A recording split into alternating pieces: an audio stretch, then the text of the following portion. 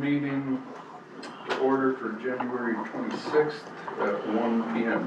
Jody? Please note, committee of the whole meetings are streamed live and recorded on YouTube. Attendees acknowledge that in accordance with Section 20 sub 2 of the Access to Information Act and Section 4 sub C of the Protection of Privacy Act, names, addresses, and other details provided when speaking at a council meeting will be publicly shared. Should you have any questions related to the collection or disclosure of personal information, please contact the Legislative and Advisory Services Division for the Town of High River by sending an email to atip@highriver.ca. That's ATIPP@highriver.ca. Thank you. I'll ask for a motion from Councillor Brookwell that the Committee of the Whole adopt the agenda for the Committee of the Whole meeting January 26th as presented. I'll give you that motion. Thank you. All in favor? Carried. Consent agenda from all the budget, one Committee of the Whole meeting, and then 1, 2, 3, 4 budget meetings. I'll ask for a motion from Councillor Cooey that omnibus motion adopts the following in accordance with Council's procedure bylaw: the January 12th Committee of the Whole meeting, January 14th budget meeting, January 15th budget meeting, January 19th budget meeting, January 21st budget meeting. I will give you that, Mayor Snodgrass. Thank you. All in favor? Carried. Okay, Kaylee, all yours. Again, still. Take us through your High Country Drive. Timeline and synopsis.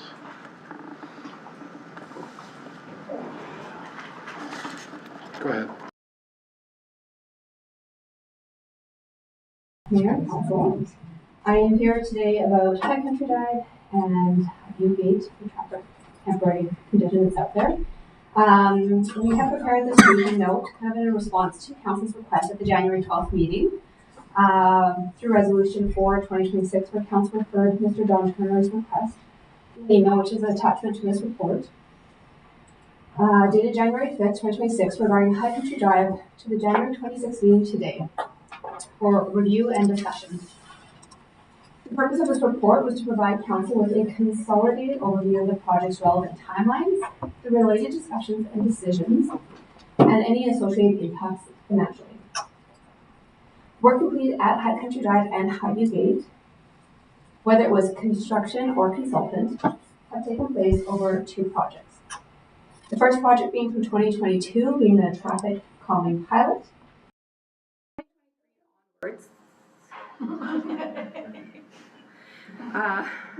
Sorry. Oh.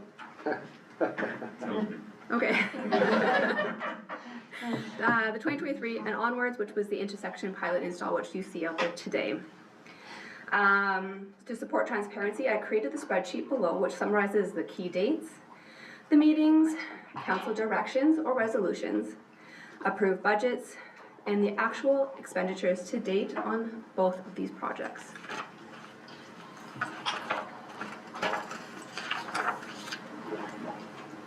This project was also captured under the High Country Drive corridor study, where it was also evaluated there and discussed through multiple engagements with the public. That final version of the corridor study will be coming forward here in the future and finalized and completed with some direction and some priorities. This intersection has effectively followed some of those priorities and directions that we'll see coming forward in that report in the future. Also from the last meeting was a discussion or Mr. John Turner's email, which involved some resolutions and brought forward. And so I've got some information on that because part of that was around discussion of local improvements and how to fund some of this work going forward. So local improvements, the local improvement tax can be done 2 different ways. So often how we've seen it is local improvements coming forward through a petition by residents. It's not to say that it can't be council directed, it's 2 different processes. So let's cover the council directed, which would require for council and administration to complete what's called a local improvement plan, which is outlining that proposed work, estimated cost, and the benefiting properties. We would have to define what are considered the benefiting properties. versus the residential initiated process, which proceeds through a petition process submitted by the property owners around the area and the defined area. So regardless of which method is followed, all local improvement projects must still meet that same legislative requirements that are defined within the MGA. It's important to also note, because something we had noticed in that email was that local improvements can't be retroactive. So any of the costs that have been spent to date can't be recovered through a local improvement tax. However, there are funding options which include CBCF, which is the Canada Community Building Fund, or there is the local government funding framework, which are also options that are not direct tax impacts, and but they don't cover it still what we spent to date. That's still funded and spent as is, which is noted inside of that table that was above. What are next steps for High Country Drive?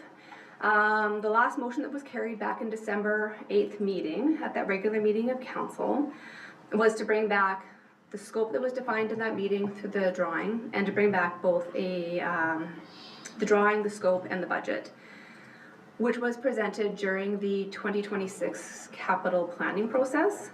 To date, that itself hasn't come through formally approved because that process is still ongoing with council. Should the proposed capital budget be approved for that intersection, administration would have to proceed with procuring a consultant to prepare those detailed drawings still, because we only saw concept drawings at that meeting back in December. And then that would be brought forward for council for further direction, whether it be through motion to proceed, or there is still always the option to not proceed, depending on where council sits. Because it still hasn't come out of the capital planning process, we don't have any current direction. The intersection today remains as is, outside of any further direction we get from council. So that is where we're at right now with the project. So that gives you a quick debrief of where we're at. And so I will open that up to. Thank you. Questions from council?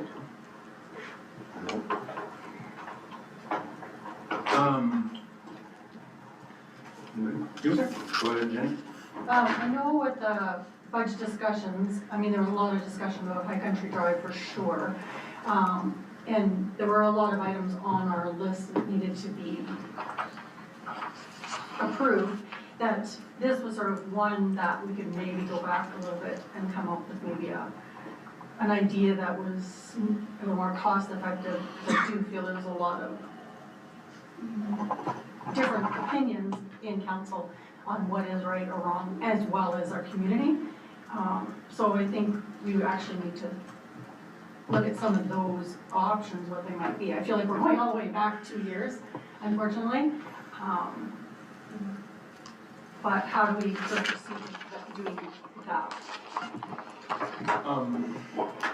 So where we're at now, through the budget discussions, council all agreed to remove, because nobody felt comfortable with that the $365,000 request was.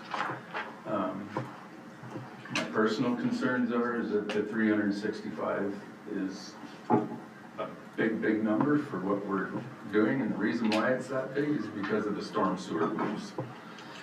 Problem with that is I don't have a lot of faith that that number won't go to 400 real quick once we start digging stuff up and start screwing around with storm main. So, so that's why the 365K was taken off the table.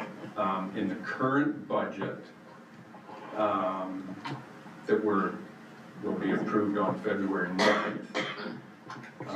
But after our last budget meeting, there's $75,000 allocated to High Country Drive. Now there's still a decision that needs to be discussed as to whether we leave it as a two-way or a four-way. You can do two-way with simply moving the two stop signs out to the sidewalks and be done.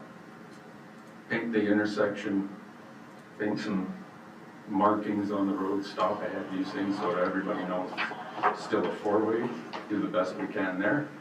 Or you move to a two-way and we install flashing amber.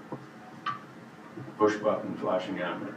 I think the first time you said 2, we went for it. Did I? Yeah. First one was 4-way. We understood what you meant. You got it, thanks. So we could go to 2-way then, but with the flashing amber. And the flashing amber would have to be ideally hardwired in, not solar, because we've got some problems with other solar areas. Do we not, Riley? Like, I know you're always kind of little leery. Mostly, well, it was always in the one location. Those have been mostly resolved. Okay. I mean, the hardwired are better, but they're also massively more expensive Sure. as well, because you now, generally when you're doing that, you're going overhead to get the visibility, power service, power meter, they get rather expensive. And we're trenching. Trenching services. Trenching. That's right, so the hardwired ones could get really expensive. My personal hesitation is on these flashing lights has always been, do people use them or not? And coming to work through Spitzy School this morning, swear to God, moms shooting their kids out into those intersections without hitting the button. And the moms stayed on the side. And not only was it happening there, but it was happening between the two lights, where there's no lights, no crossing, no nothing. I don't know what.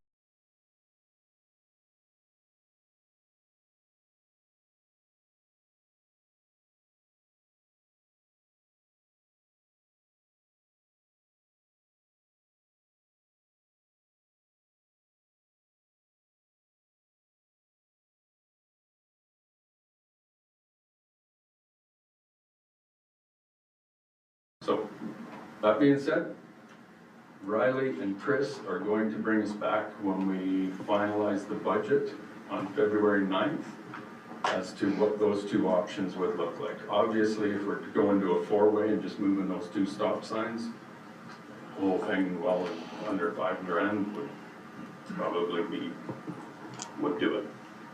But if we're going to wired in flashing, then that's a whole different works. So that's where we're at today. But obviously, my question for you, Kaylee, so what you're presenting to us today is a grand total spent on this project. If we, is these two numbers, the $140,000. Is that correct? Yeah, so your consultant and construction fees would be where we've got throwaway costs where we can't ever recoup those. So our consultants who have done all the recommendations and work for us. And the construction where we've done, for instance, this past summer, we put in new ramps for the golf course, physically did that and did the pathway work. The goods purchase, way I broke that out is that's the purchase of your TCCs, your signs, your delineators, which technically, well spent through this project, could be used anywhere else in town, and our assets actually owned by the town, which is why I've split those two costs out.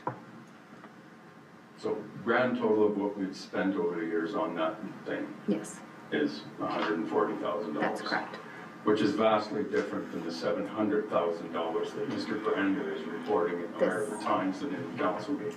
This is I don't correct. know the question where that is, but it's a fallacy of that number being thrown out there. So, Well, don't forget, we do have the High Country Corridor study Well, as the a whole corridor that may study, be but- considered in there, which is also a number yeah, that so would even be add added to the this. corridor study in there, you're still Yes. vastly different than what's being. Just a point, I think what he was referring to is if we spent the 365 as well. Plus the 350 for the Yeah. original one that never happened. Okay. So all those numbers He's do add add up. them all. But they weren't here. You're adding things in that don't even Exist. That haven't been spent. that haven't been spent. or Which is why I even created exist. this spreadsheet was to hopefully kind of capture our timeline that we've gone through our decisions and how we've spent Yeah. the money what we've spent to date over the course of 2 projects. Thank you.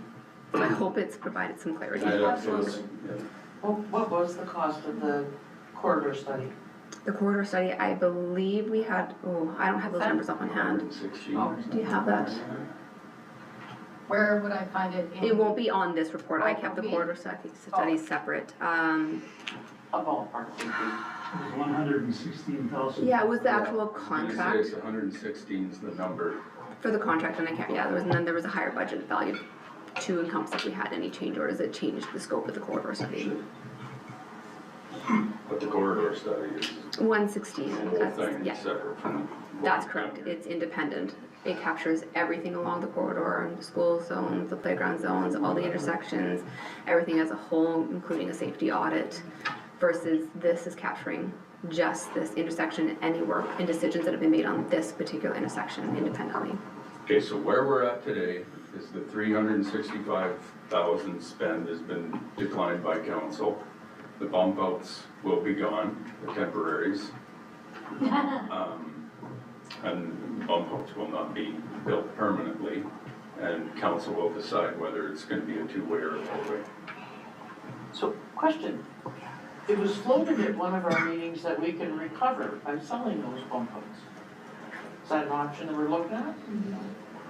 Well, why? My understanding is that they're well sought after and can be used in other parts of, right? Yeah, so we've actually had other municipalities reach out to us to find out where we got ours, because they're having trouble getting them, because it has now almost become common standard practice. So for instance, large municipalities like City of Calgary, what they do is they complete some basic corridor study, not the full corridor study, but they'll complete a portion of the study on a corridor section. They will then implement via TCCs to kind of implement what the priorities were that were determined along there, and then they sit out there for 5 to 10 years, and then they go out there and complete the study and determine how they're going to prioritize now the permanent construction of it, because it's quite pricey, into their budget in the future. So they do stay out there for quite an extended period of time, and it's becoming now the common good practice, because it allows municipalities to identify maybe where they want to do some changes, but understanding that it's very expensive to rebuild a lot of these intersections, especially when you want to consider, is there maybe a better time to do it when you're going to tackle everything underground as well, like your actual mains when they're up for work, so then you're being efficient with your money spending, and it allows them to implement still the surface design without doing any major work until they are going to capture all of it at once and try to do it efficiently through one project. And so municipalities have reached out to us because they're having a hard time getting their hands on them, and there's quite a lead time now in getting them because it's become the standard practice for implementing traffic calming.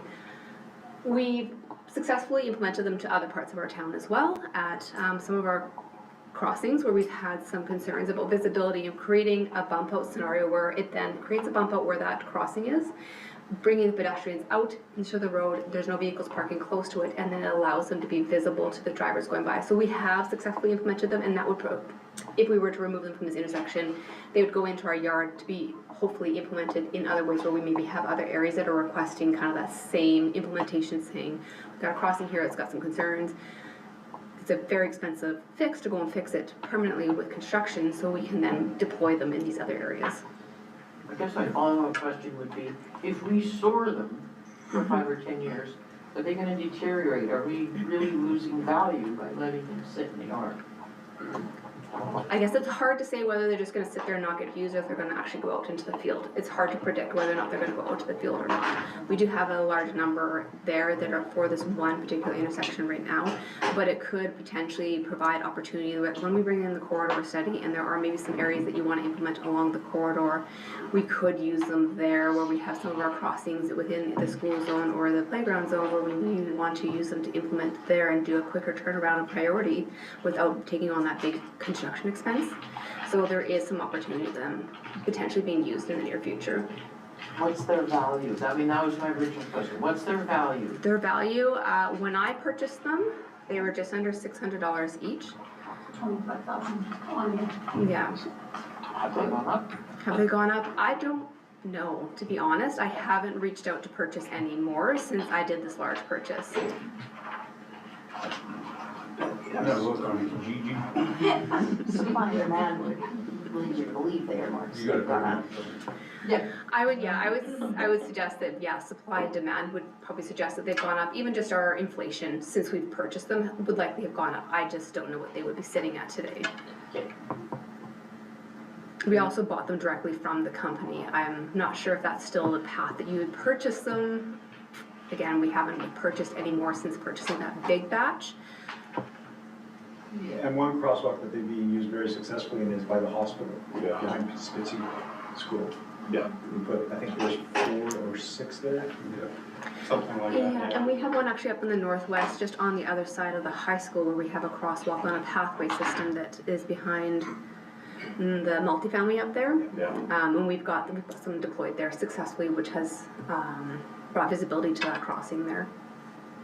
Considering they're concrete, they're likely Yeah. they could be around for 25 years easy.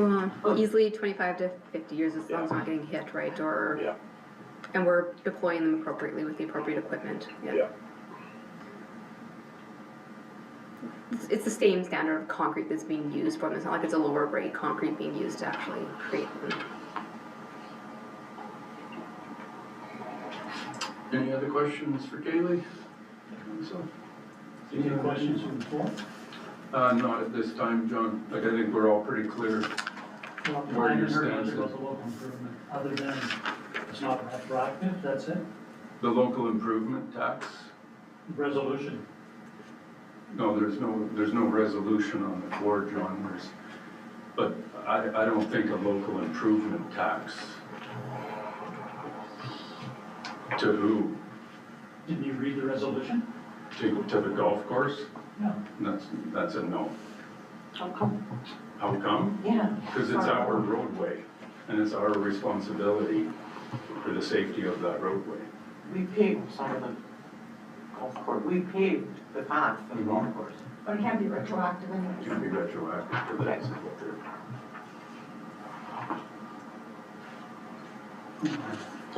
It's in the package. What's that, John? So never mind. Although, I'll speak to it at the public comments this afternoon. But this isn't on the agenda for the next meeting, John, so Does it matter? yes, it Should I does. speak at public comments? Yes, it does. Has to be agenda items. No, it doesn't. Yes, it does. What's that section at the end of the agenda that says public comments? It's public comments based No, not on, today, I said based on agenda items. on agenda items. We're very, very familiar with what you've sent to us, John. Like, it's not, I don't know. No. Like, Okay, we'll it's wait been till very the clear. second regular meeting then. Sorry, I didn't hear you last bit. So I'll wait till the regular meeting this afternoon, Okay, and there's a section there for public comment. correct. If you're gonna bring up High Country Drive in the regular meeting, No, I'm gonna bring up a local improvement tax, but that's not on the agenda. but it was a resolution and you accepted. There's no resolution there's no resolution on the agenda. That's your resolution, that's not council's resolution, But so I it won't thought be on the Councilor agenda. Nugent said he was gonna bring it forward for discussion. That's what we're doing That's what this is. I heard a lot about the Country Drive construction project, but I heard one sentence on local improvement, and that is you can't do it retro. Well, we're Well, gonna be she said challenging that. you can't do it retroactive to what's already been done. That's MGA rules, correct? The fact that it was an oversight doesn't mean you get to write it off. That's the MGA rules, John. Like, we can't. No, it's not. Just because, well, no, it is. Just Well, because you you know what? don't want it to be. You don't wanna discuss does this not mean- now, so let's leave it to the. Oh, no, we're discussing it now. Move on with your agenda. But you're telling me now to go against the MGA, No, I'm telling to you, appease yourself. that the golf course has been involved in this since May 2022. Okay, And you had a planning session with them, with their general manager. If that doesn't qualify as a planning session for the local improvement, they've never offered or volunteered to pay for any of this. They expected the taxpayers to bear the burden, and you're gonna go along with that? these were council decisions, John. I know. Nobody else. I These know. were council decisions since 2022. I'm fully cognizant of that, and I'm saying is that if you missed telling them it's a local improvement, doesn't mean they get off scot-free. Somebody's gonna have to pay for that, and I have to challenge that, asking for funding. The golf course can't ask for that funding, so are we, or not we, you, going to ask for funding for the golf course? That's really outrageous, I mean, seriously. Okay, So So anyway, How far do you wanna go, how far do you wanna, like, where do you wanna take this? Because well, where there was I'm a gonna local- take it there was is a that local you need to talk to improvement. the golf course and tell them they owe us taxpayers tens of thousands of dollars. let me ask you this, John, because you were involved in one back in 2019 that involved your back alley, Yeah, that you requested yeah, control done on it. yeah. And you know what happened? And you tried to get Yeah. the neighbors involved. They said And no. I did get the neighbors involved. Yeah, and they said no, so it didn't happen. But there was dust control that was done in your alley. There was At dust only control. your, And at that has to only, be at only escalated all the your, way to the CIO to get at it done. only your request, John. At only your request. And staff, Riley, Chris, took care of it. To the tune of what, 10 grand or something for the dust control at the end of the day? Paving the whole thing was estimated at 23, you provided an estimate from Beaumark at 53. Your neighbors didn't want anything to do with it, I have those emails too. They didn't want anything to do with it. So administration spent $10,000 on your alley for you. $10,000 Like why, to what? like was that, would you be okay if we went back and sent you a bill for the 10 grand? I don't think so, and nor do I think it's, Bill for it. nor do I think it's right. Sometimes we do things. Well, if you That affect the want to community. say you're not Not going just to about go these to the golf individuals, course John. and even ask them to voluntarily pony up some money, then, you know, you're gonna have to face the publicity, because this isn't gonna stand. Face what publicity? No. Once people find out is that we financed all of that for the golf course, and that you're not willing to ask them to even contribute some small amount. I brought that up in November. And you've worked with them, you've met with them, you met at the golf course with them, you met over at the high school doing corridor study. I mean, they've been involved all along, and nobody's ever brought up local improvement. Okay, I don't know why you Why want was to go get paving the the golf lane course. behind my house a local improvement, but this isn't? That's the question. They asked you This to is do not- something for them, for their benefit, But- and nobody else's. Actually, I disagree. I Yeah. feel that it's very important for the whole area, for the students getting on and off the buses, for the people crossing there, the people driving there, the people trying to go east and west, north and south across the road. That has nothing to do with the golf course. In my opinion, there's a lot of safety issues there that aren't just the golf course. Sure, the golf course absolutely wants, and the people who golf there want to be able to cross when they want, how they want, wherever they want. That isn't the only reason this was brought up. So I disagree with you there. It is a safety issue for that whole area. And that is how I've looked at it right from the beginning. I'm disputing the parts of that money there, the $140,000, that was spent specifically to remove or to change the golf course crossing. Which I think was important for that area and the safety of that area. 100%. And I'll stand by Back that. to the basic, May 2022, when that issue came up, I looked on Google Earth, that intersection has been there and that crossing has been there for more than 20 years. Absolutely. And if you zoom back out, there's hardly any houses west of there. So in 20 years, hundreds and hundreds of homes were built. High Country Drive was too busy for an uncontrolled crossing. So now 90% of that money up there was spent to relocate that golf cart crossing.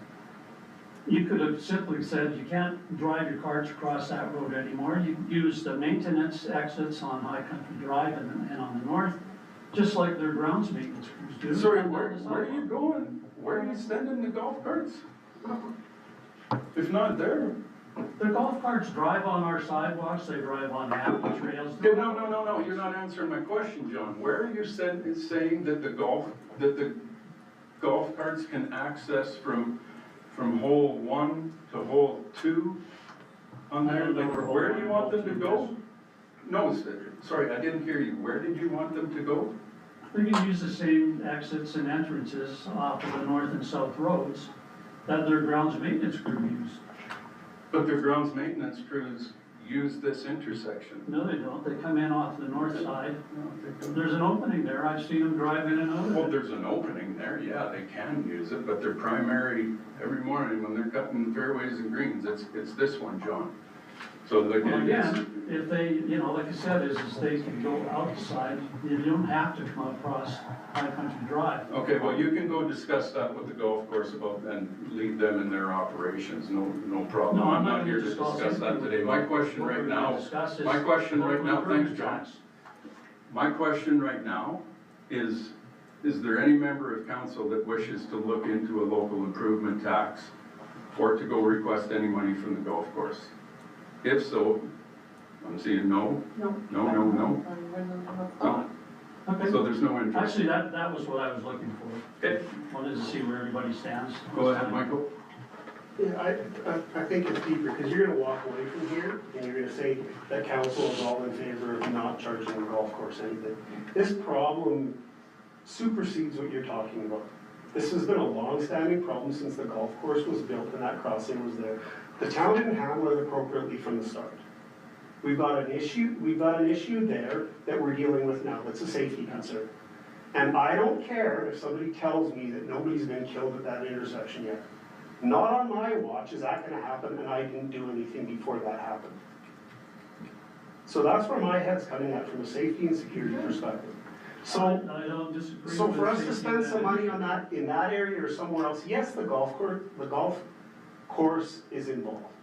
That crossing, whether you believe it should have been there, shouldn't have been there, should have been constructed differently, we can't point the finger back, we just have to deal with what it is now.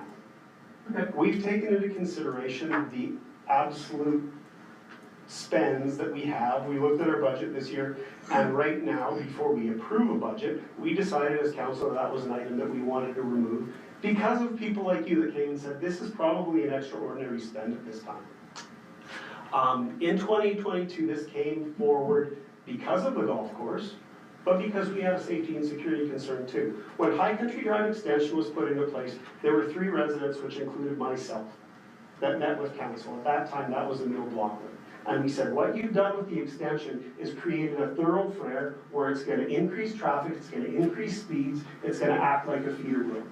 And we talked about implementing some changes to the roadway then, and we were dismissed. So there's things that happen through history, John, that we don't have a control over and we're trying to deal with now. We've listened to what the community says. We've listened to what our experts, our administration have said. We've looked at the numbers and we've tried to make the best decision possible. To shoulder this on one group and saying it's just for them is, I get where you're coming from, but it's not accurate. It's taken a long time for us to get to this point. Yeah, but it's also not accurate to say that it's all on one group. I never said that. Well, you just told us to go to They- the, sorry, hold they on. have a share. Hold on, you just said go to the golf course and ask for money. That's what you I said. am thoroughly confused now, John. Yeah, I don't get it. Thanks for listening to me anyway. I have one question. This summer, we did pave, or asphalt, or whatever you call it, part of the golf cart pathway, a fairly wide swath on golf course property, is my understanding. And we paved that leading up to the intersection.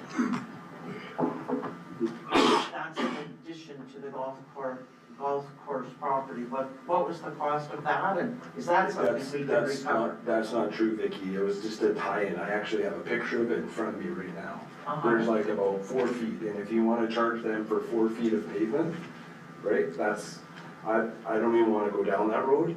Like, we're now nickel and diming this project. Sorry, I looked at it, it's more than 4 feet. No, it's right here. I'm looking at it. See, you can see where they tied it in. There's, right? It goes back. Oh, it goes that way, but that's on our property. And then over here, it's the same thing on that side. Like, their wood fence, right, and where we tied in is only maybe it's 6 feet. Right? But How much was it, Randy? I think that total with the fence, the concrete aprons, and the asphalt was, we'd been approved for 40,000, I think we came in around 38 and change. But the reason why we had to tie in on the golf course side was because we had actually moved their ramp from being offset, and we combined the pedestrian and golf cart ramp into one, and we had to build a ramp at the corner of that intersection that would be wide enough to safely take a golf cart off of the sidewalk elevation down to the road. And that's why we needed to align, so they didn't have too sharp of a corner coming out of their existing entranceway, which was in that fence. And so we made the fence opening a little bit bigger and then guided the pathway to be smooth, taking into consideration the turning radius of their golf carts safely, and also for their equipment to come down there and do that little bit of that S-curve to meet now our new crossing, because they no longer have the ramp that they could use offset to go just straight across. And so that's how we lined up our pathway on our side of the property line with the golf course pathway on their side of the property line. So there is a small chunk on their side that was the work that we had done, and some of the landscaping remediation where we cut it out and put in just grass. I just had the question put to me, why didn't the golf course contribute to that paving, that asphalting? The question's been put to me, I don't know what it's worth, I don't know if it's something we can recover or should recover. The MGA says we can't, right? If it's a local improvement. Well, if it's a local If improvement. you're doing a local improvement, can you go and ask for cash? Sure. I think it was a benefit to the whole thing though, Vicky, where to be, in order to combine those two crosswalks so that we don't have the separation anymore, I'm totally okay with that being our responsibility, and it's not just the benefit of the golf course. I'm just raising it because it was a question that was brought to me. Fair enough.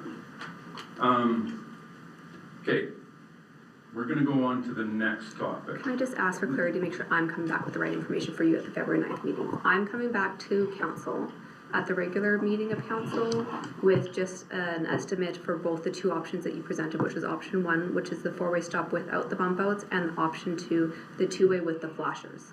Correct. And that's coming to regular meeting of council for a motion. Does she have it right? So you say one more time, Kate? Two-way with flashers. A 2-way with flashers or a 4-way without bump outs. 4-way without bump outs. Well, the bump outs would be gone either way. Yeah. Bump outs are Bump gone. outs are gone either way, Bump outs yes. are gone. Yeah. Sorry, I guess. Sorry, Yeah. Kathy. Yes. Bump And outs I'm are bringing gone. that for a resolution at the February 9th meeting with some cost options for council. Yeah, the two costs. Okay. All right, You perfect. good? I'm good, I just wanna make sure I'm bringing the right information forward Okay. at the February 9th meeting. Okay, we're gonna move on to the next topic, which is the wastewater treatment plant. Again, and John, I want to point out that this is the reason why your comments in public comments in the regular council meeting will not be welcome, because they're not on the regular council agenda, and because this whole meeting is to address your two concerns. The whole thing. It's all live streamed, it's all transparent, everybody knows. Okay, go ahead. Great. Good afternoon, Mayor and Council.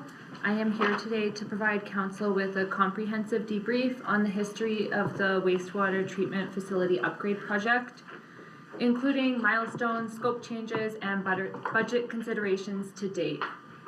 This project was last discussed in the January 12th, 2026 regular council meeting. In that meeting, Mr. John Turner provided council with a document regarding the project, and council passed a resolution to bring this project for discussion to this committee of the whole meeting today. In the briefing note, I have detailed the history of the project, mostly focusing on 2021 onwards. The town is required by our Alberta Environment and Protected Areas approval to submit an application for an upgrade to our wastewater treatment facility that will meet current standards. We are currently aiming to submit this application for the upgrade before December 31st, 2026. Note that requirements for upgrading the facility date back to 2008 to the now expired APIA approval, which was effective October 1st, 2008. There have been multiple scope changes on the project since 2021, including starting with a pilot project, deciding to proceed with design for a full upgrade instead of a pilot project, and now considering a regional project with Foothills County. At this stage, the town does not have enough information to determine if a regional project with the county is feasible, which is why the updated receiving stream sensitivity analysis is underway. Should it ultimately be decided to build a regional facility with the county, discussions will need to take place between the town and the county to determine both ownership and operating models, capital cost contributions, rates, and other relevant details. Administration will come back to town council for a decision on the direction of the project scope, whether that is upgrading the town facility without the county or moving forward with a regional project with the county. The current proposed timeline suggests that decisions are to be made in April or May 2026 by both the town and county if a regional facility will be supported to start construction in 2027. Note that this timing is an update to the council report, which said a decision is required in March 2026, as the timing of some of the modeling that is occurring as part of the receiving stream sensitivity analysis has been slightly delayed, and I was just notified on like Thursday or Friday. So I just thought I'd bring that update forward to you. So that concludes my presentation and open for questions from council. Where to start? I know it's a Questions from council? large report.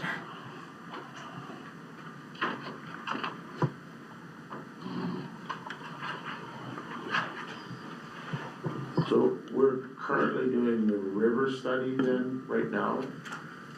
Yes, so we're doing an update to the receiving stream sensitivity analysis, which is the river study, the addressing the impacts that the effluent would have on the Highwood River. So we had completed an analysis as part of the feasibility study.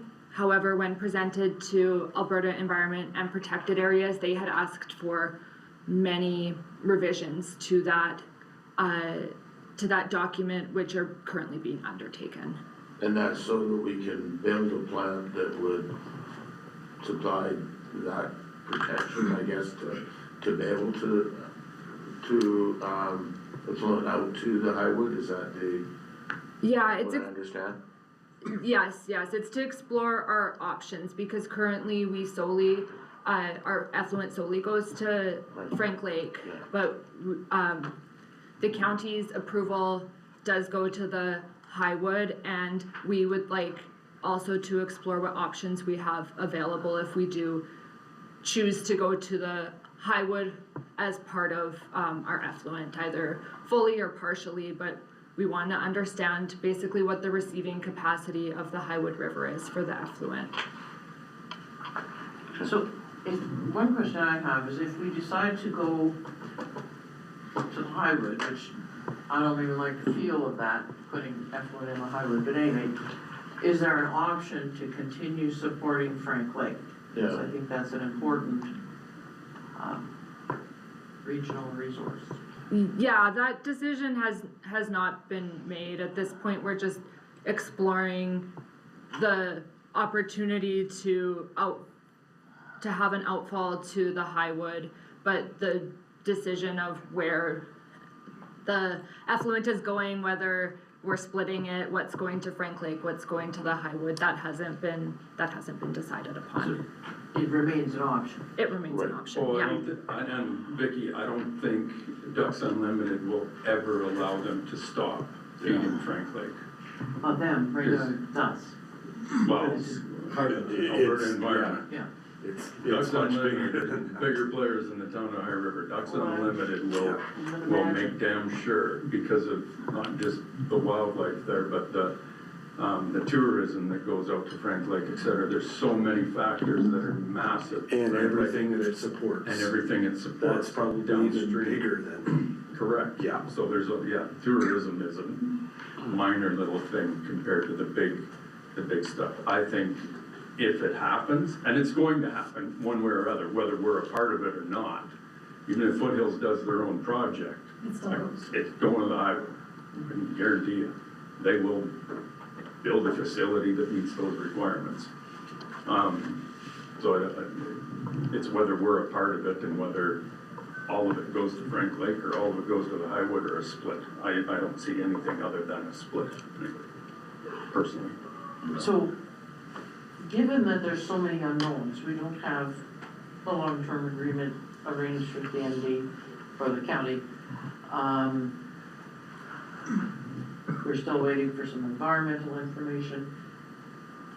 Can we really assess whether this is gonna be less expensive for High River than doing our own?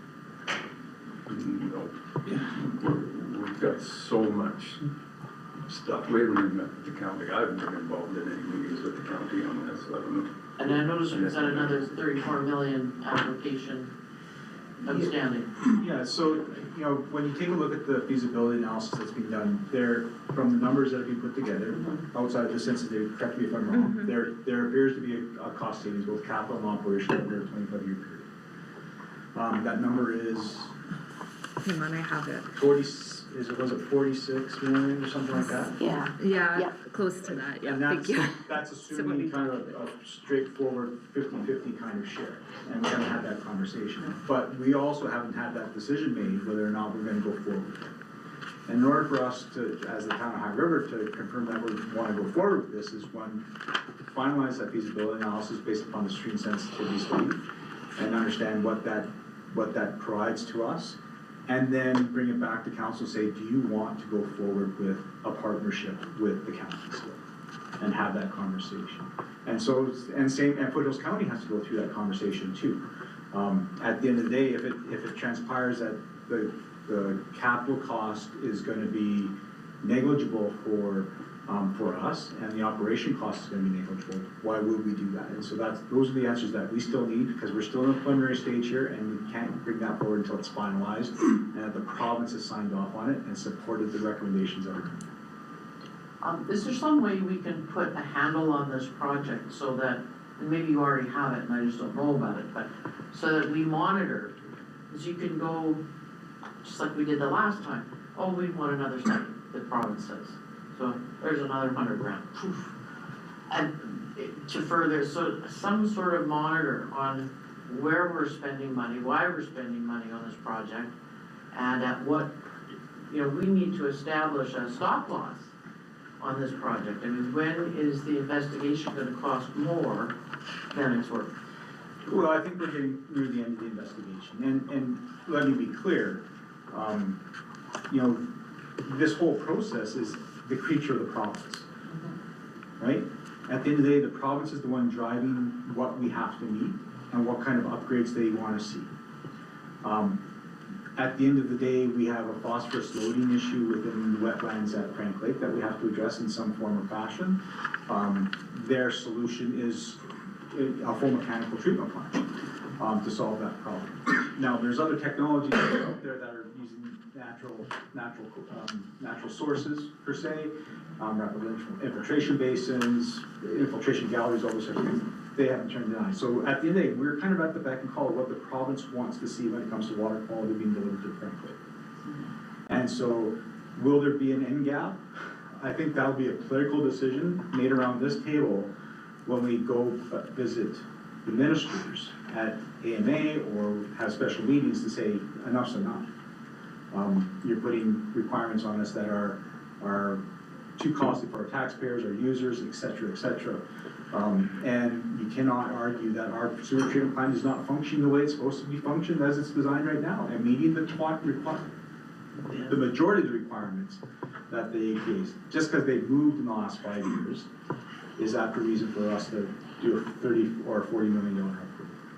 And that, we've had that argument, we've had that discussion at AMA, we've gone to Met Ministers, we've brought that forward, and even the timeline, I think, is flexible with the province too. The province has shown amenability to move. You know, this was supposed to be completed end of this year, if I'm correct, in the original grant. The grant, the AMWAP grant, Yeah. We were supposed to have the project completed by March 31st, 2028. So they allowed an extension until 2029, and they have been open to extensions, knowing that we are working hard on trying to get a handle on the situation. That's the 11 million, right? Yeah. Yeah. And so the timeline, and we've got a grant application into the federal government as well, to try and leverage additional funding from that perspective. But really, this project is at the beck and call of the province and the requirements that they set out for us. And so that's kind of what we're trying to achieve, and we're trying to achieve this on a regional. We think, you know, when we first looked at it, because the county was building a similar kind of treatment plant further, just a little bit further upstream from us, or downstream from us, that there may be an opportunity, and so that's what we're trying to investigate, to see if there is a good opportunity or not. And we're getting closer. The stream sensitivity number will firm it up, and then we can bring it back to council so that council makes the decision, not administration, that council makes the decision whether or not it's a partnership, and whether or not moving forward with an MOA and what the funding split will look like from that perspective. Because they've got quite a bit of development on the horizon, right? That requires sewer treatment that's gonna be the size of High River as well. So that's something to be in consideration. So we're still at the very preliminary stage to see if it's even a tangible exploration to go to the next stage of an agreement of some kind. Can we have a sort of a, similar like we do with the pool, like a running calculation presented to council where we're at in terms of what we've spent on this project? What are we at right now, 150?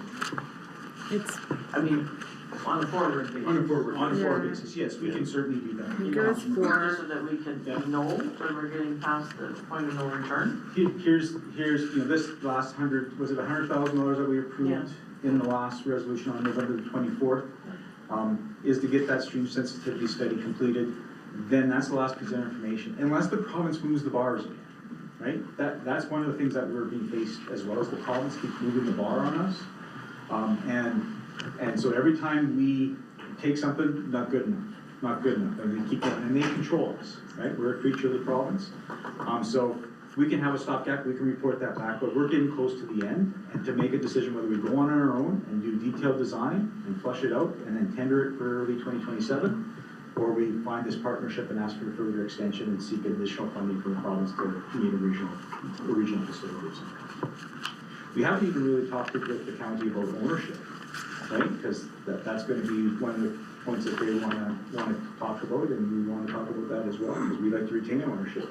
My worry would be when they talk about, user fees. Yeah.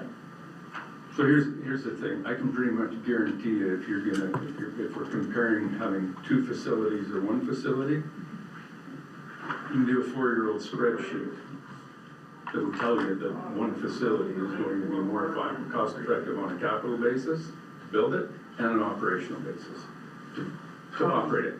The issue is my experience watching the wonderful word of collaboration. It's all this fuzzy jacket, warm blanket that everybody snuggles up into until they have to operate it.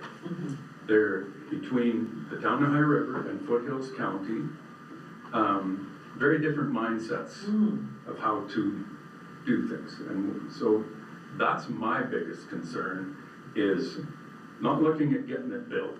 I know we could build it for less than 2 facilities. It's not the first 5 years of operating.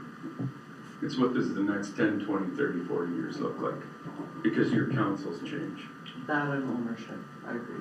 And if they want to put it to a utility, or what would you, the commission thing, that's a whole different, different thing. What they've done with their other commission, which was, I found really disturbing, is that they've set up a separate commission and they've made the finances of that commission not public, not open to the public, ever. And that's, if that's not an operational mode I would ever agree with. No. Well, no, and I think that's the whole thing, is financial sustainability of the utility, right? That we need to make sure that that's fair and equitable across the board.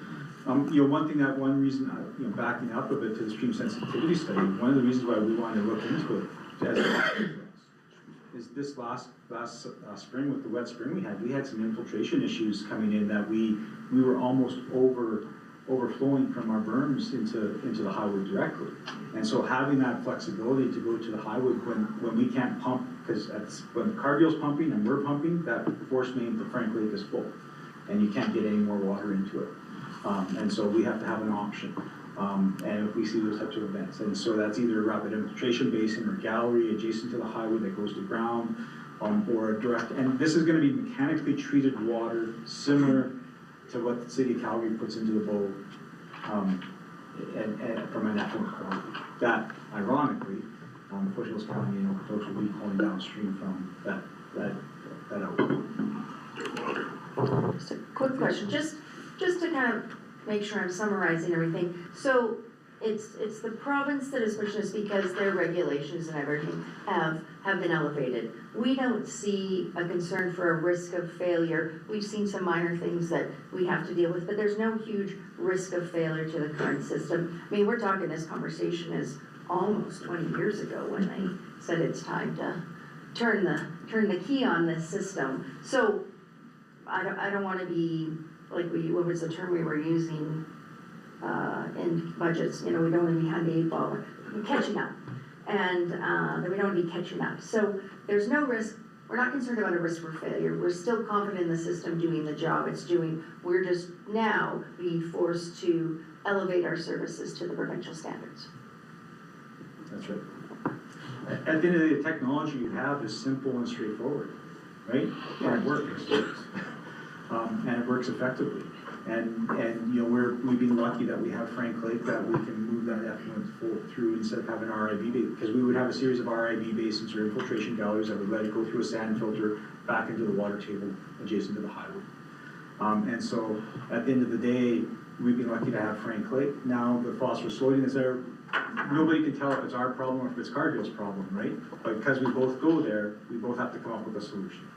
And so this is what the province is telling us, is this is the solution that we think is gonna solve the problem, and so you've got to build that tool. Other questions? No.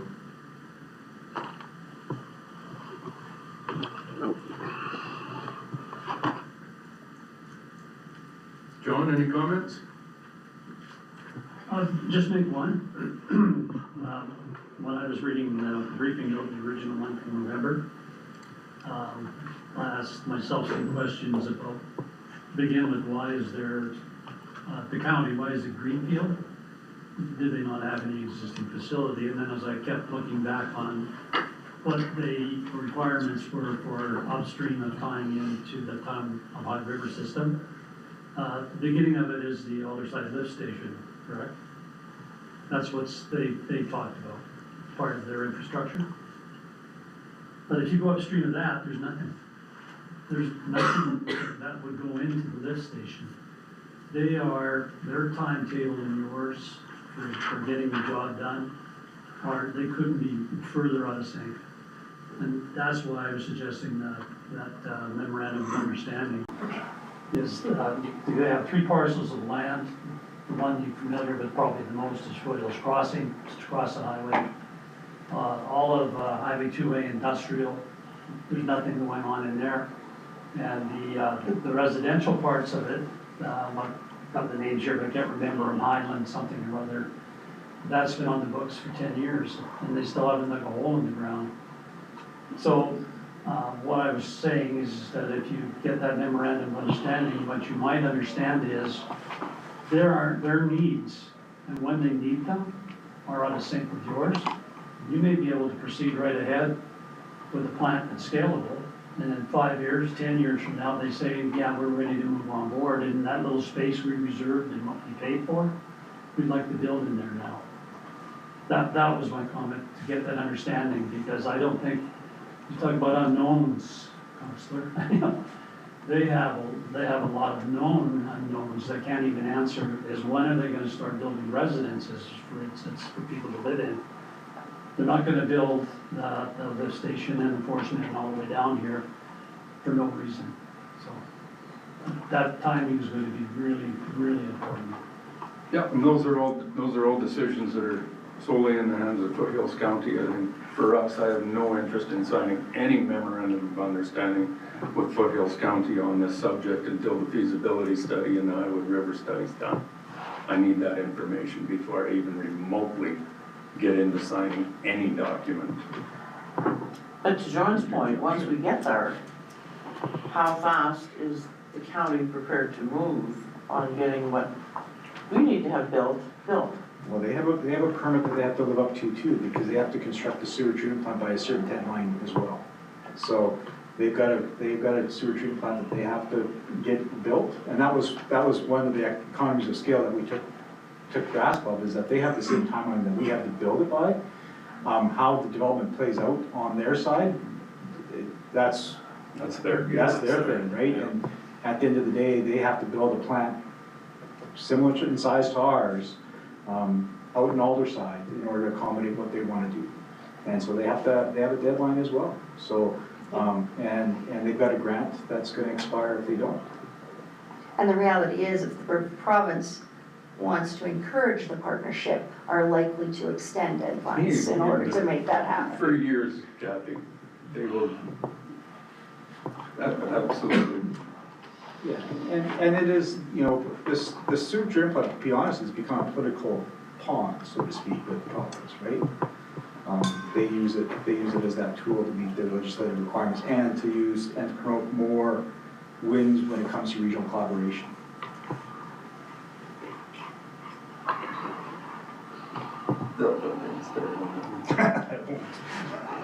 Go ahead, Michael.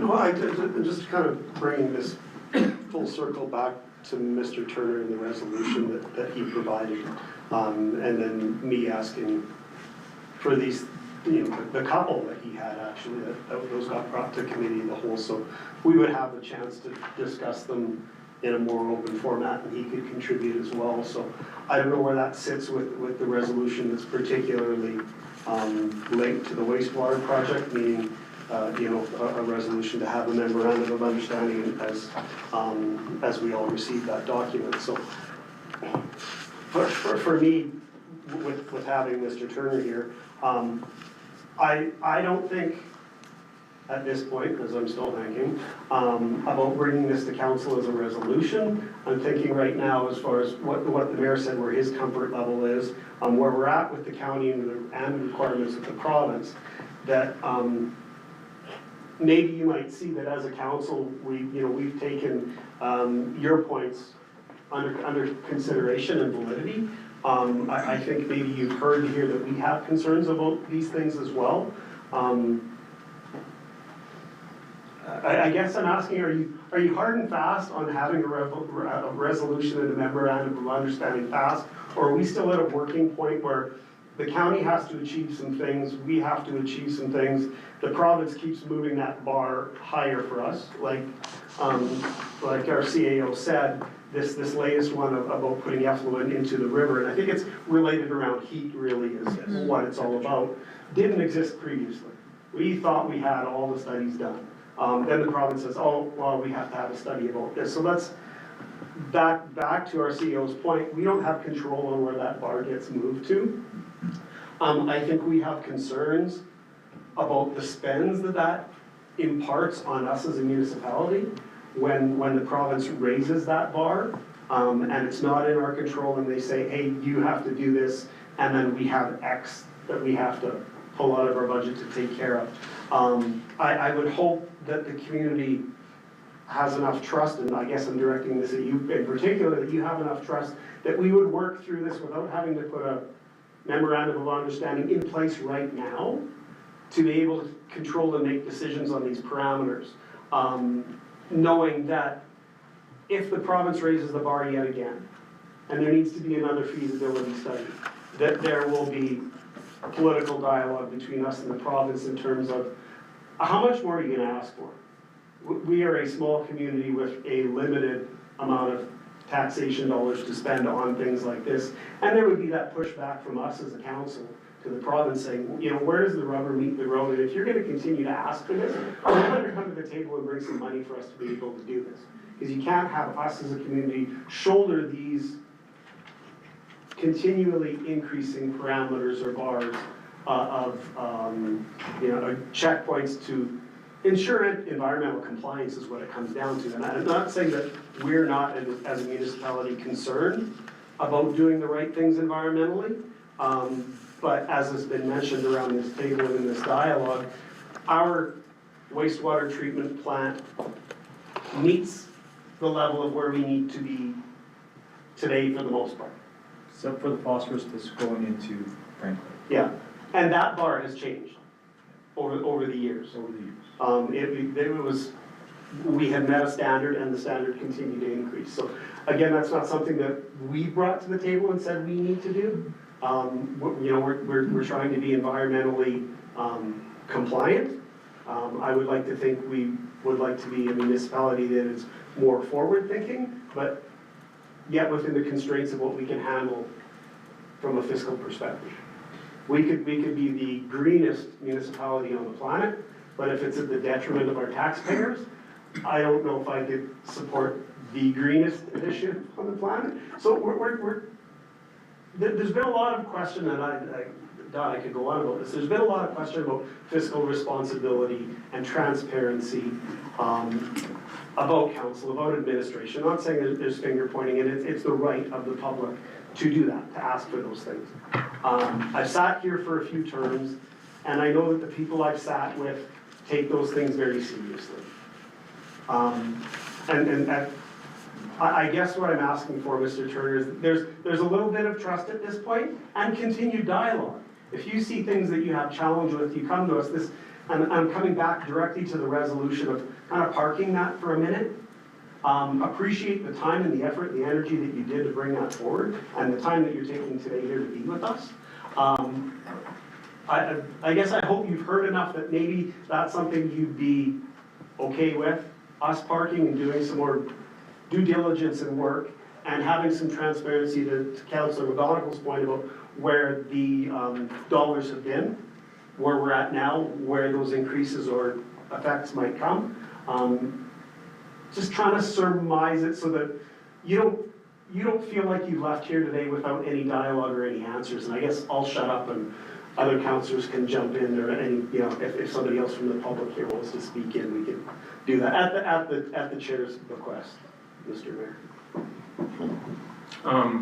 So the only person that can bring a resolution to council is council? Yep. Right? Yep. So, I respect you asking John, but at any time, any councillor can bring any resolution to the floor, so. Well, just for all of council's information too, we already have a regional facility in play here. Because we already take effluent from the county, from Alderside and from Cayley. So at the end of the day, we charge them, we have an operational agreement with them, they pay our utility rates. That also incorporates some aspects of capital reinvestment as well. Not at the right rate, because it's a cheap facility to operate right now. When it gets mechanical, it's going to be way more expensive. And so, just wanted to make sure every council is fully aware that we do have an agreement, and looking at their agreement, it is a simple map amendment that takes place within that agreement if council wishes to extend the boundaries to some of the areas that they want to extend to. So, at the end of the day, that would have also the cost recovery that we went through quite an extensive 2.5, 3-year process of getting cost recovery mechanisms in place in there that I wouldn't say the county was overly happy with how we developed them.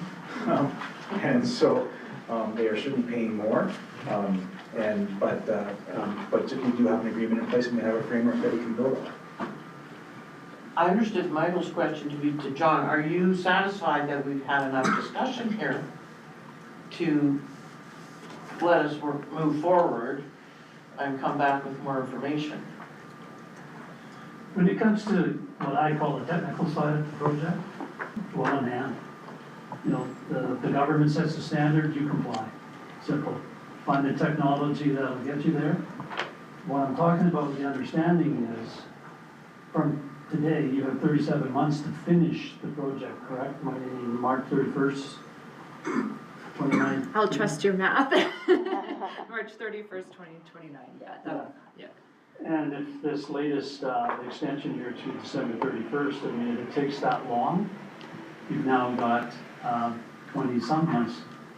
I read in your report, or your briefing on construction is 18 months. What about the financing phase?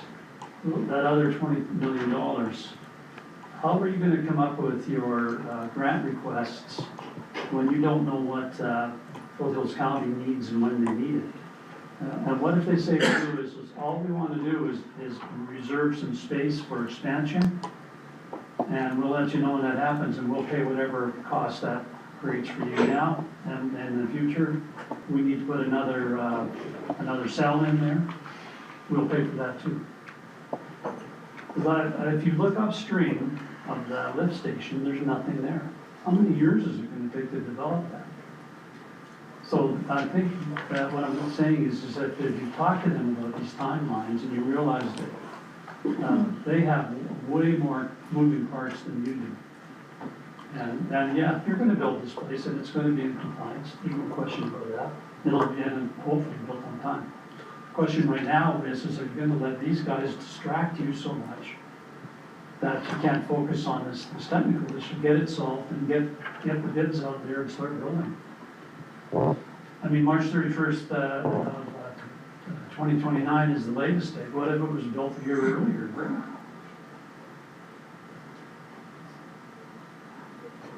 Well, and let me be clear, Mr. Turner, you know, we've had great relationship with the province to extend the timelines, and so because of their push and their real strong support of the regional collaboration, if the regional collaboration does not work out for us, and we decide not to be part of it, or Foothills County could decide not to be part of it, because it doesn't meet their timelines, then the province is more than willing to kind of extend those timelines.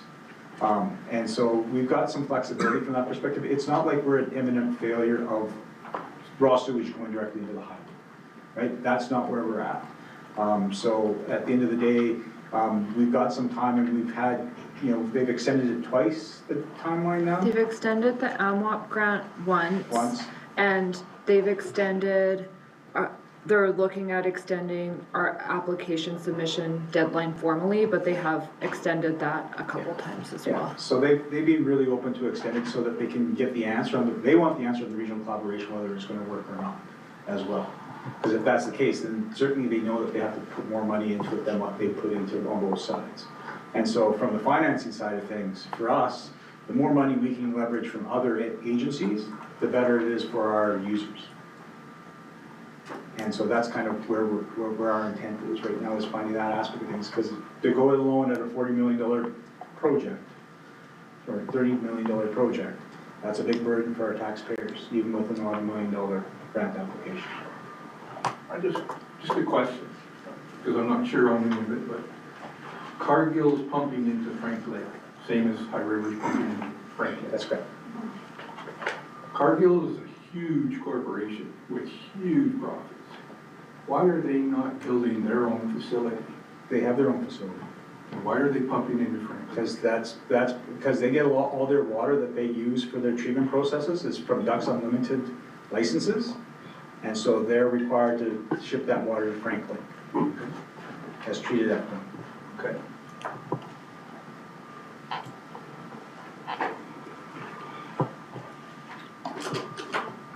Okay, we got one more piece of business. Thanks, Andrew. Thanks, Andrew. Thanks, Andrew. Gennady, this development permit variance.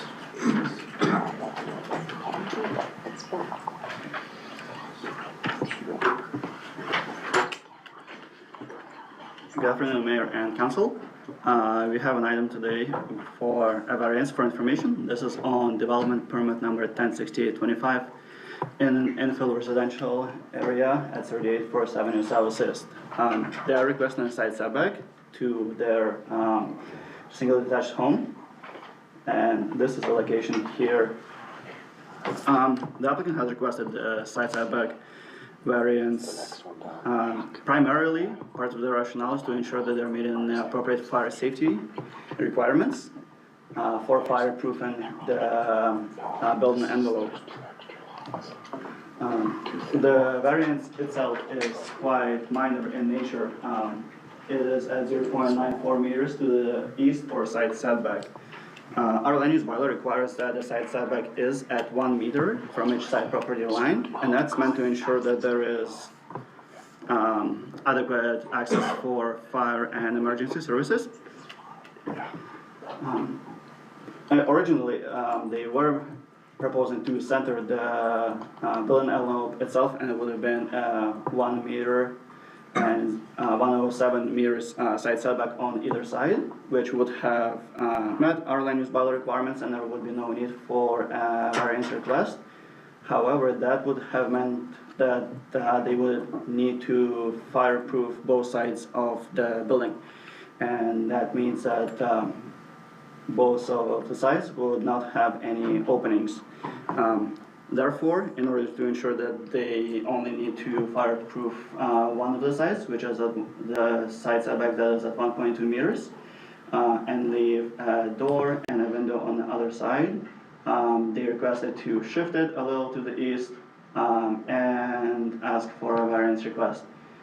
We did review this, and from a visual perspective, did not anticipate any negative impact to this variance.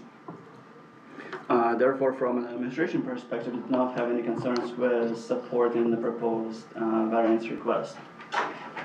Now I want to see if anybody had any questions here, as we did need to bring it to the committee of the whole as part of our infill variance policy process. Just one question. Yes. So you're moving it closer to the empty lot, basically, is what you're doing then? Yes, currently it is vacant. Okay, yeah, no, I understand that, but so you're moving it there, so then the next one's gonna have the same problem as now it's gonna be too close to. Like, I'm just trying to understand, because if you're moving it forward, you're gonna have the same problem on the other lot. Yeah, so the other lot would also be subject to meeting the appropriate site setback requirements, which is at least 1 meter for planning development, and the requirements for setbacks from the building permit or safety codes perspective to meet the National Building Code. Now they could be within 1 meter, it would just require additional fireproofing from their perspective, or they could be further away. With the lot to the east being a vacant lot right now, but also being a corner lot, there is potential for it to be meeting 1.2 meters to the side property line when it's developed in the future. And then likely then the side to the east, which is at the corner, that doesn't have another lot adjacent to it, would have a similar variance request as we do here. However, I'm paraphrasing here, but just in my discussions with our safety codes department, that would be, there would be less of a need to meet the fire rating on that side because it is a corner lot, so it wouldn't have another development adjacent to it. So it shouldn't be as much of a concern. Similarly, if we were to have a variance request due to this, we would likely be in support of it as well due to those reasons. Just a question, if we approve a variance Yes. on this lot, is there any, I mean, right now, the lot beside is owned by the same fellow, but presumably Yes. he's not gonna build 2 houses, he's gonna wanna sell it. Is there anything that goes on that title for the empty lot to advise, to give notice to a buyer that there's been a variance approval on the lot next door that might affect him? Is there anything we Right. can take it in? It is correct that, oh, yeah. Could you clarify, I think we're a bit lost in terms of, does granting the variance for this lot Right. impact the setback requirements for the adjacent lot? No. Exactly, and it doesn't, yeah. So the owner of the adjacent property, whether it is the current or any other owner who would develop on it, would have to meet the requirements we have right now. So there would be no impact from this onto an adjacent property or onto the requirements of the adjacent property. They go by the property line, right? Not by where the house is. Right, because right now with the variance request on the east side, it being a little closer than a meter at 0.94 meters. Now this development has additional fire rating requirements, right? And which means the adjacent lot, it would have to comply to the same requirements we have right now. So if they were at 1.2 meters, you know, they won't have any additional requirements on their end, no matter what requirements this development has. So the answer is no. There's no notice placed on the adjacent property. Right, there wouldn't be any notice, right, because they wouldn't have any additional requirements due to the impact of this. That answers my question. Has this always been 2 lots? I mean, I can't see why someone would, did there not used to be a really big house on that lot? Yeah, right where It was the Birdsong old- Studios is now, right? Yeah. It could potentially have been, I think it's 3 or 4. 2 lots on the same title. And there could have been 1 development previously. Currently, it is, 2 separate titles that it does have, and therefore, considered 2 different lots.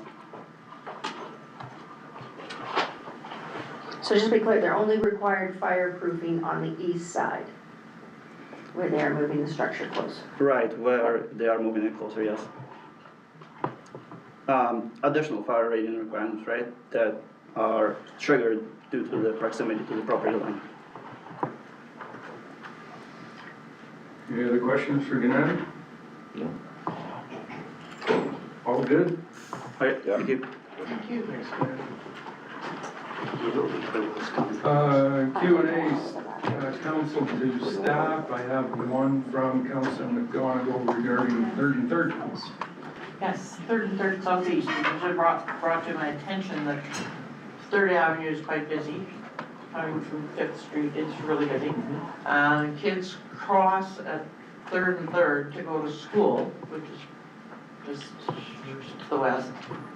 And just the question was raised to me whether there would be an option to put anything in there by way of flashing lights or any safety equipment that would, because right now kids are just, as you described earlier, walking straight out onto the road without looking.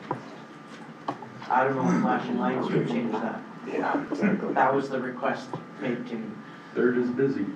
And certainly, we can take a look at it. It is a marked crosswalk. That's right. It is a marked crosswalk because it does get fully painted, all 4 legs of that one. Yeah. So we can take a look and see what it would take. There is quite a bit of shade there, so solar power might be in question.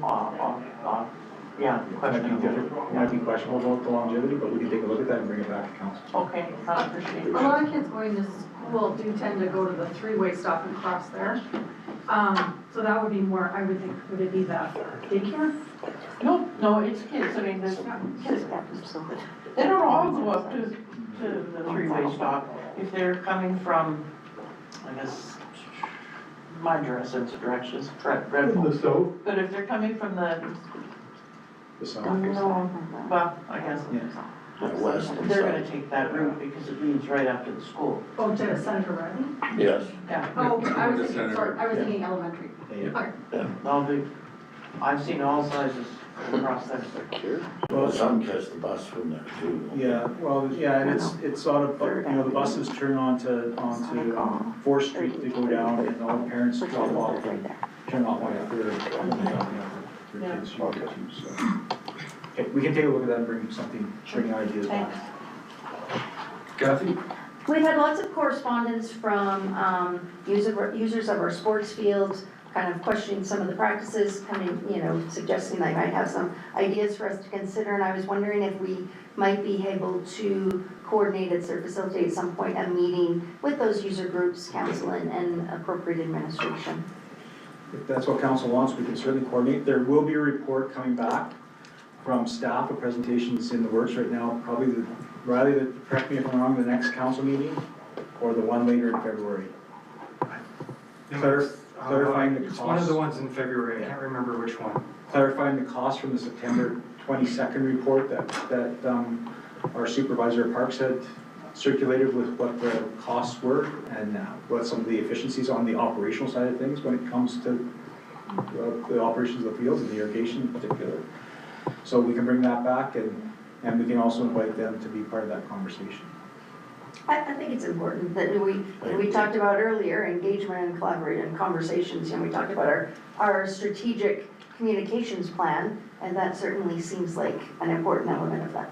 And I want to make it clear too, because reading those emails as well, I think the communication has to be very clear to them that council's selected Highwood High ball field as well as MDC soccer field as the primary ones to have the investments put into to make them up to a Class A kind of level. as well as maintaining BSRC and George Lane and Birchwood at their current classes as well. Absolutely, I think the sports fields are on our strategic plan, so I think that conversation will help us make future decisions as well, right? But yeah, I just want to understand if we bring them back, what we're further talking about, because that communication seemed to me like they wanted us to address a lot more than what we committed to and agreed to last year. We sat in this room with the user groups. With them. Yeah. And they were talking about all the fields, and I said, how about we start with one soccer and one ball, and then we can move from there. Because we can't create Disneyland in all one fell swoop. So we started with one, now we've got them coming back, and one side of it was questioning the spend that we have, and then providing a unnamed quote from somewhere, who knows what, about, well, it should really cost this. And then another email talking about all the fields. So I'm just concerned about what we're opening that door of conversation for. I'm not saying it's not right. Conversation is fantastic. But how are we gonna construct that meeting, and what are we trying to accomplish during that meeting then? Because from the communication, the way I read it was, one side is they don't think we're spending the money the right way, and that's fair. There can be that lens from somebody looking, and then the other email was like, we need more fields. And so dialogue is good, but I think we need to set what we're gonna sit down and talk about. Like, how about we wait until Riley's got this information done, so that we know what we're doing now, clearly, rather than get in the middle of muddy waters. These guys are obviously wanting more. So then we can, once we have this in place and we know what we're doing this year, then that's good. And then we'll bring them to a committee of the whole meeting. We'll do it again, just like we did last year, 2 years ago? Last year. Every year. Yeah. Every year, yeah, for the last number of years. Bring them in so that we're all on the same page, because I think both of you are 100% correct that needs to be done, and there obviously needs to be some clarity as what's being done. Yeah. That cost side of it that you just said that you're bringing to us probably the second meeting in February would make it a lot easier to say, well, yeah, we are providing. We're doing this now. Yeah. So. There seemed to be some confusion about, or continues to be confusion around school fields and town fields and those correspondence as well. So I think having Darlene walk through and be super clear around this field, this standard, these resources, and what that looks like would be helpful. Yeah, I agree. And when is our meeting with the Foothill School Board? February 3rd. When? February 3rd, next week. February 3rd. In fairness to the sports groups, I think what they're looking for is, they're not failing to appreciate what's happening this year. They have to have long-term planning. They have to know where they're going. Do they develop, do they grow into a bigger organization to attract more kids? If we're bringing in more population, that's gonna bring more kids. They wanna know long-term. We're talking 5-year plans of what they're going to have in terms of, are they gonna be able to hold tournaments? Because they lose membership if they can't hold tournaments. Yep. And so right now they can't. So that's what they're looking for, a vision. 100%. We're all on the same page, I think, with. We also do meet with the users quite regularly, including startup and year-end, season-end meetings with staff as well, so that's fairly standard with all our user groups. And I'm sure they appreciate that, but in terms of their vision for their future and our vision for their future, I think it needs to be a council engagement as well. 100%. Yep. Any other questions? All good? Meeting adjourned 2:29. Thank you.